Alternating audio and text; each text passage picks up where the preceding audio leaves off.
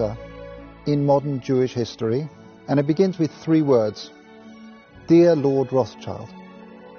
Dear Lord Rothschild, I have much pleasure in conveying to you, on behalf of His Majesty's government, the following declaration of sympathy with Jewish Zionist aspirations, which has been submitted to and approved by the Cabinet.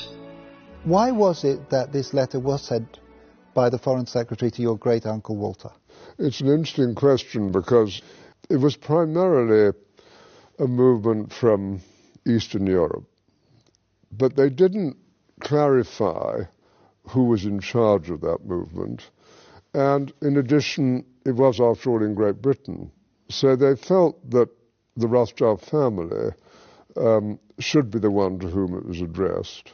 And Walter was Lord Rothschild, and he was a Zionist, and those really are the background reasons.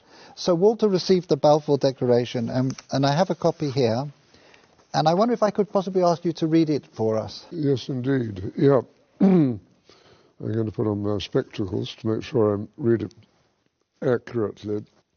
His Majesty's government view with favour the establishment of Palestine as a national home for the Jewish people, and will use their best endeavours to facilitate the achievement of this object, it being clearly understood that nothing shall be done which may prejudice the civil and religious rights of existing non-Jewish communities in Palestine, or the rights and political status enjoyed by Jews in any other country.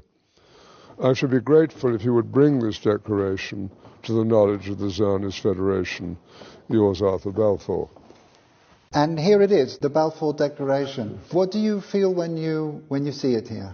I genuinely feel it's one of the most extraordinary moments in the history of the Jewish people. If you think it took 3,000 years to get to this. And then you say, how did this miracle happen?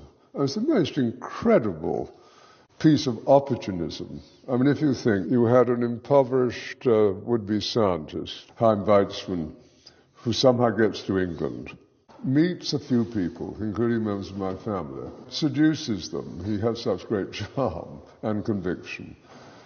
He gets to Balfour, and he unbelievably persuades Balfour and Lloyd George, the Prime Minister, and most of the ministers, that this idea of the national home for Jews should be allowed to take place. I mean, it's so unlikely. Then he, starts to fight a difficult battle with the British cabinet, and this letter goes through 5 drafts, as you know.